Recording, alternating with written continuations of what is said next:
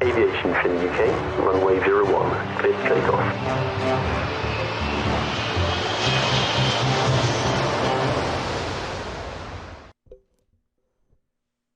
Hello and welcome to today's video, which is going to be a comparison of FSX and X-Plane 11 to see which one we think is best and why.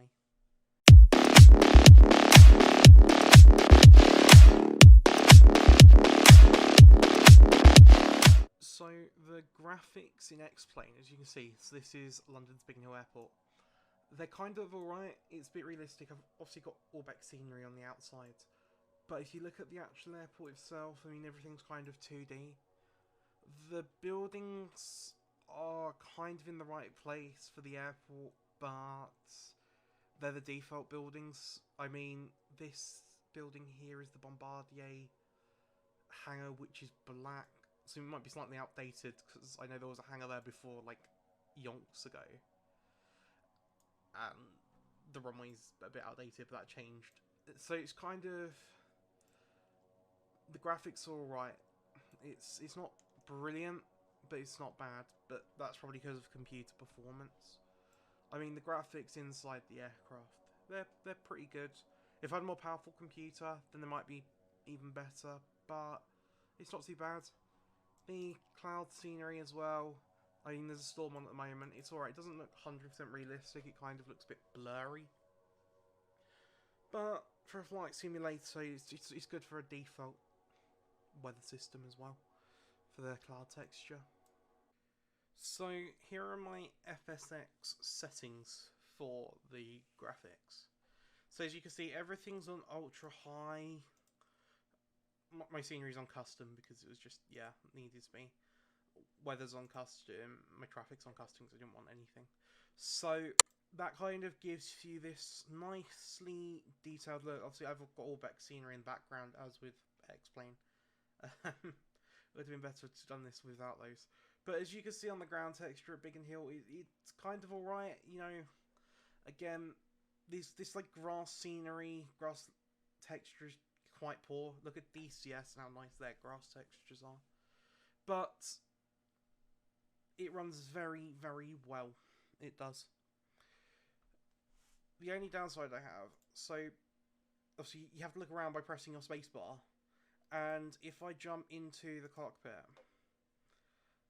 it just is horrible. I say half, near enough all of the buttons don't work. It just, yeah, it just looks like someone designed this in about 3 minutes and then just went meh. Like, technically, class as Zebo mods 737, because it's designed and developed by Laminar, which are the people who did X-Plane. It kind of just, like, this compared to that is in another universe. I mean, it's just horrible. You can't use the FMC, you know, it's just all a bit, meh, you know. The fire button switches are just wrong. The radios just, everything's just a bit meh and horrible, and I don't like it. You know, just look at that for fasten seatbelt. Like,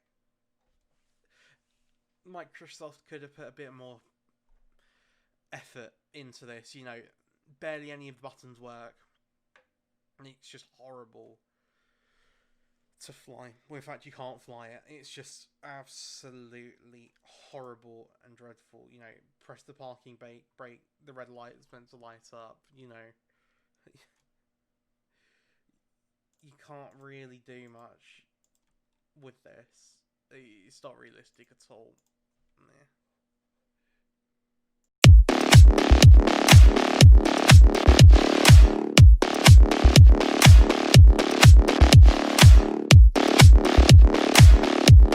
So these are my settings in X-Plane. They're kind of fine. My computer's fairly powerful. It's about mid-range. You know, number of odd objects is low. Anti-aliasing quite low. Anti-sotropic filtering is mid-range. It's kind of okay. It works in the SF50. I kind of get 50 FPS if I'm in the Zebo mod. 738, I kind of get about 30 FPS. It depends what I'm doing. So it's kind of alright. Other people will get less. So if they've got a normal laptop, then they sometimes don't get that 20 frames per second. And if your frames per second dips below 20, then you don't end up flying your aircraft in real time. Because X-Plane, if your FPS is less than 20, slows down the flight times.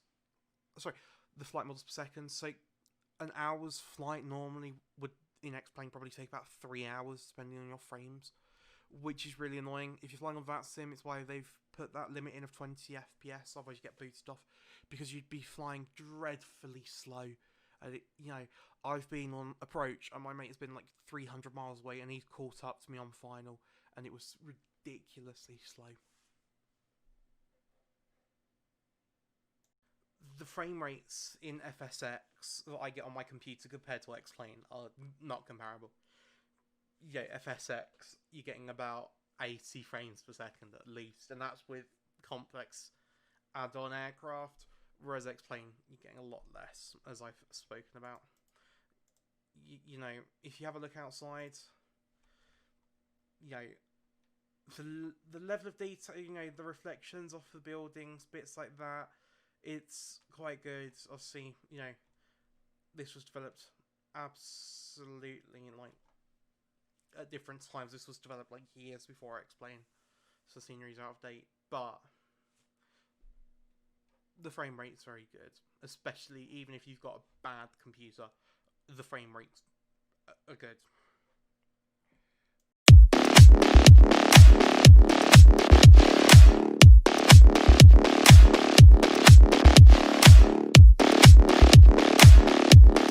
So as you can see here, I am on the X-Plane store, the official one. There's lots of different add-ons you can get for X-Plane. There's not as many as FSX, and the really annoying thing is that none of the X-Plane add-ons are compatible with any of the other flight sims usually, or 9 times out of 10. So it's kind of annoying because you have to buy a special one for X-Plane. When you're on P3D, it's a lot easier because a lot of the FSX add-ons are compatible with P3D. So it kind of is just a bit annoying that you have to spend so much more money on X-Plane. But the add-ons are high quality, they're very good, and a lot of the default aircraft are actually extremely good as well. I love flying a lot of these general aviation aircraft on X-Plane, the SF-50, the Beech Brown 58, because they are modelled very well, the cockpit interiors especially so. The add-ons with FSX, there are literally thousands of them. It's unbelievable how many add-ons there are. I mean, there's even add-ons for Biggin Hill, which I didn't even think was possible. The add-on aircraft, they kind of vary in quality. Some of them are good, some of them are bad. If you were to take one manufacturer, let's say Quality Wings, their 787 is brilliant, their 757 is awful. So, it's a bit hit or miss about how good the aircraft are. But there is so many add-ons with FSX, it's mad. And some of them are compatible with P3D, which means you don't have to, break your bank twice for your different simulators if you, like me, and you fly different aircraft in different simulators.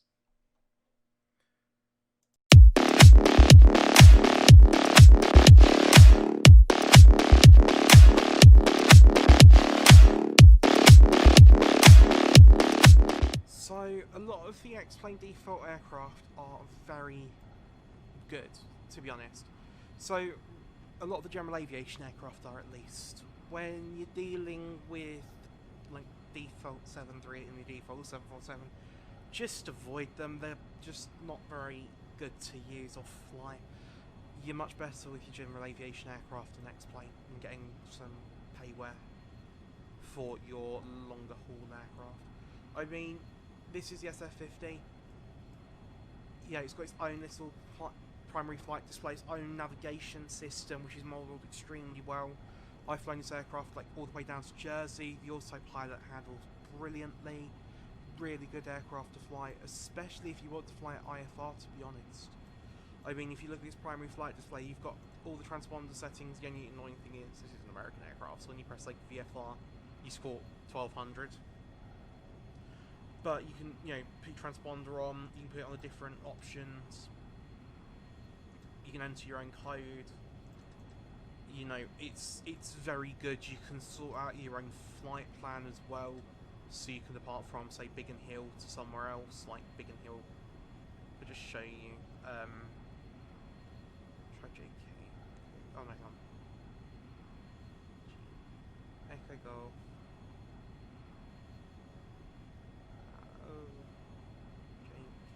Kilo, we'll just go for Alpha. To Shoreham, you can put in your procedure, you can select a departure, you fly all of the Brickman's part, and pressing this loads it in. You can choose the runway, and it loads it in just as if you were flying the real thing. Shows up in the navigation display as well. It really does work brilliantly. You can see the whole route there. It's really good little aircraft, and it works brilliantly. And the thing that I like with X-Plane is I quite like that when you're taxiing around, I turn the parking brake off. There's this delay when you're taxiing, so it's kind of a bit more realistic. The realism's better than better than FSX as well. It's not perfect. It's not like P3D where it's designed to fly absolutely brilliantly, because some of the flight models are a bit weird. When you take off in a jet, the aircraft for some reason veers left as if you're in a proper aircraft. So it does have its little annoyances, but it, on the ground handling, it's very good. In the air, it's a little bit to be desired, but it's manageable. It's not bad. Just avoid the autopilot of those long haul aircraft, as I said, and you'll be perfectly fine. So, the realism in FSX, as I spoke earlier, is a bit to be desired, especially with their default aircraft. It's just very, very much to be desired. The flight model with their default 737, the aircraft moves off like a Cessna 172. It turns like a Cessna 172. X-Plane is a lot more accurate with their default 737, the default aircraft. You can't take them off by FR, but it's good. If you're looking for realism, honestly, I'd suggest getting P3D because it is more realistic. The flight model is. This is more of like how to fly an oversized Cessna. So it's kind of to be desired. When you get your add-on aircraft like Quality Wings 787, it's better, but you're still using the FSX flight controls physics, so it's not as good, and it's kind of disappointing, to be honest, with FSX.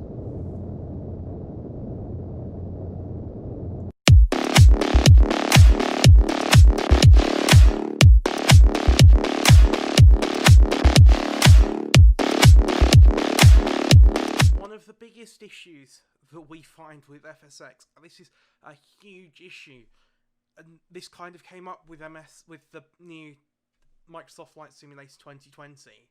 This is a big issue from Microsoft, is none of the taxiways ever match up. Like X-Plane, the taxiways match up, even at Biggin Hill, a tiny airport that barely anyone's heard of, and it works, but when you're here, it just doesn't. None of the taxiways match up. If you go to Gatwick, you've got weird taxiways that just don't exist, and it's just a bit weird. And I don't know how they've messed it up that much. They've just randomly allocated taxiways or something, but it's just not very good. And it's not good enough when you pay money for a flight simulator. 20 quid, even 20 quid, 30 quid, 40 quid. X-Plane is much better with that. And, when we're controlling on VATSIM, you'll sit there and see pilots taking weird taxi routes, and you'll think, what's going on? And they'll follow the wrong taxiway because it's labelled up wrong in their flight simulator. And you have to actually get the charts out and figure out what taxiways where, based on how the taxiways, link off to each other. It's why the 787 by Quality Wings was so good, because it had the moving map display in the aircraft, so you knew where you were.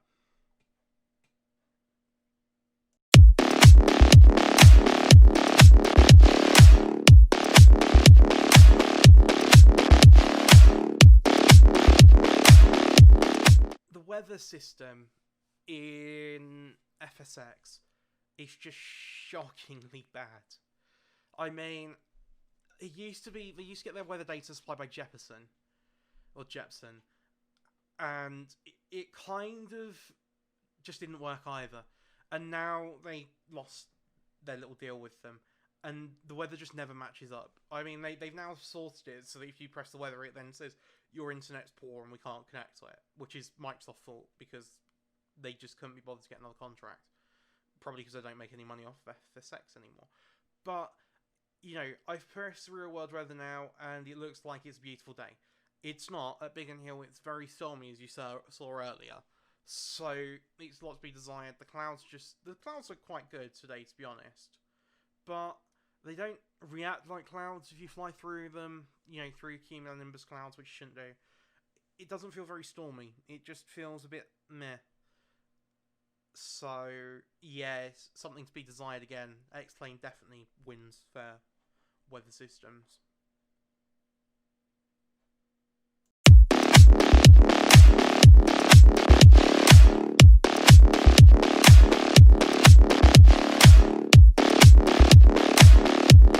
So, now we're going to talk about the cost of both these simulators.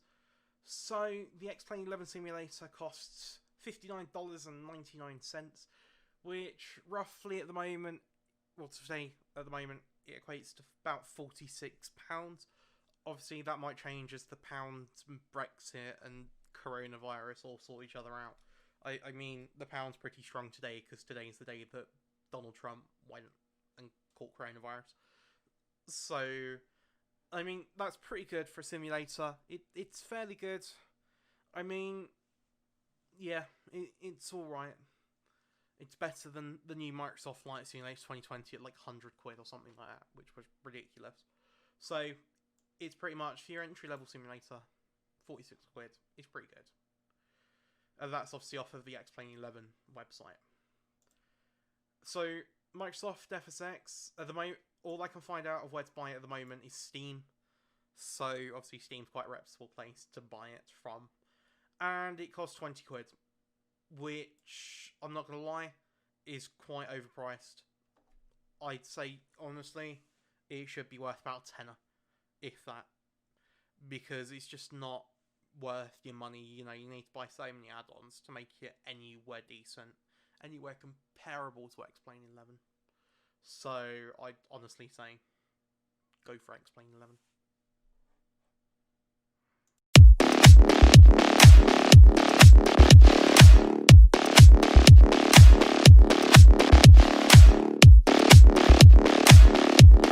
Overall, I would personally recommend X-Plane 11 over Microsoft FSX any day. The performance is better, the graphics is better, the default aircraft is so much better, the default weather system better. FSX just isn't really comparable to X-Plane 11 anymore. The add-ons, as good as they are and how compatible they are with P3D, just doesn't trump the X-Plane 11 betterness, to be honest. And as you've seen throughout this video, near enough everything has been better with X-Plane 11 than it has been with Microsoft FSX. So, hope you've enjoyed this video.